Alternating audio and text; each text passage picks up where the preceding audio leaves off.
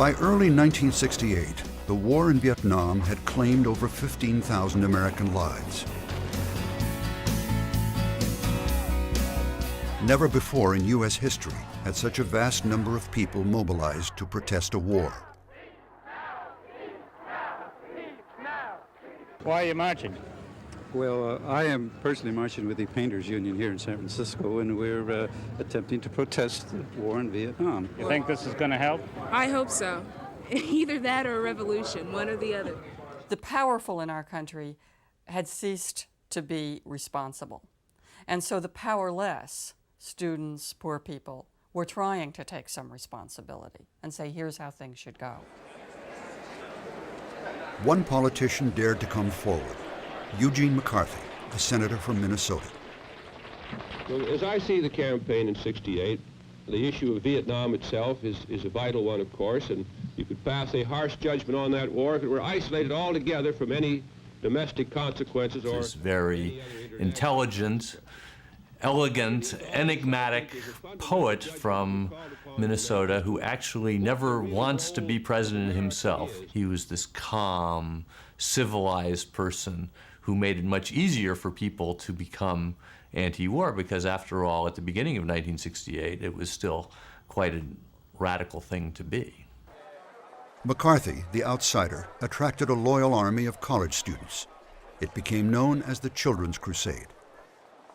On the Republican side, Richard Nixon, a Cold War stalwart who'd lost 2 elections, was hoping to make the biggest comeback of his life. The presidential race was barely underway when all hell broke loose.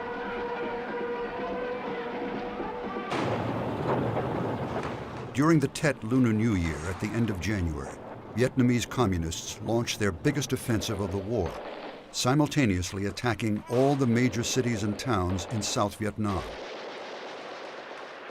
The surprise attack stunned Americans, especially when they watched on television as Viet Cong guerrillas stormed the U.S. Embassy in Saigon. Now CIA men and MPs have gone into the embassy and are trying to get the snipers out by themselves. The Tet Offensive failed militarily. The Vietnamese communists were driven out of the cities. But the fighting went on for more than a month and shattered forever the illusion of American omnipotence. Of all the nightmarish images that haunted Americans, the one that lingered longest was this: South Vietnam's police chief coldly executing a suspected Viet Cong guerrilla. These ruins are in Saigon, capital and largest city of South Vietnam. They were left here by an act of war. I went to Vietnam in '68 because of the Tet Offensive. The fact that despite all of the propaganda that they could mount such an offensive when we had been told we were winning this war. It was a momentous moment when Cronkite got up out of his chair and went to Vietnam and came back with these famous reports that the war was unwinnable and that we should look for an honorable way out. Well, Walter Cronkite didn't do things like that. This district used to be a model of pacification. Now again, most of it is at the mercy of the enemy. Correspondent Robert Shackney talked to Captain Donald Jones, Deputy Pacification Advisor for the district. I walked unarmed with just one major casualty through Go Boy in December. Could I do it today? No, you could not. You could not walk through Go Boy today. Are you discouraged? Yes. I was told by the military management of the war that with another 150,000 or 200,000, perhaps 300,000 troops, we could now finish the job. Well, that's what they'd been telling us for 5 years. Give us another 10,000, give us another 50,000. This sounded to me like more of the same. And I came back with the conclusion that we were mired in stalemate, and that the best thing for us to do was to acknowledge this fact, to negotiate with the people who had done the very best they could, and get out.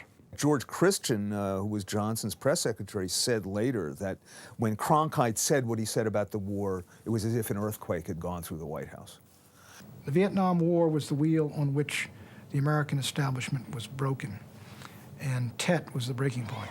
The Tet Offensive gave life to the McCarthy campaign, which was now attracting celebrities, like Paul Newman.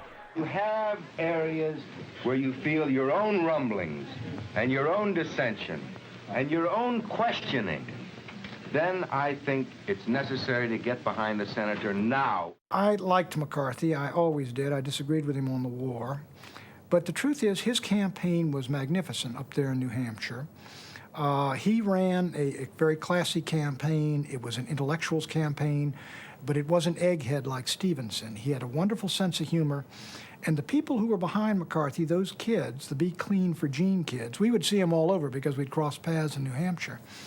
They were not radicals. They were intellectual, and they would pick at our motel, and I would go out and talk to them and argue with them. McCarthy and his student volunteers captured nearly 43% of the vote in New Hampshire, humiliating President Johnson. It was a symbolic upset with enormous repercussions. Immediately, Robert Kennedy, who had been vacillating, announced he too would run for president. It was Lyndon Johnson's worst political nightmare. Good evening, my fellow Americans. Tonight I want to speak to you of peace in Vietnam and Southeast Asia. No other question so preoccupies our people. On March 31st, Johnson announced a partial bombing halt of North Vietnam and called for peace talks. Then, he dropped a bombshell of his own. I shall not seek, and I will not accept the nomination of my party for another term as your president. People felt that they had won.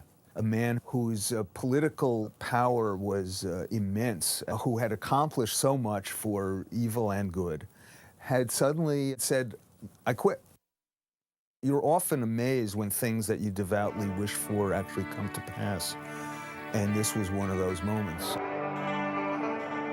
It seemed anything could happen now. It was the magic of 1968. McCarthy or Kennedy might be president. The war might actually end. For those who wanted social change, it was a moment of pure euphoria.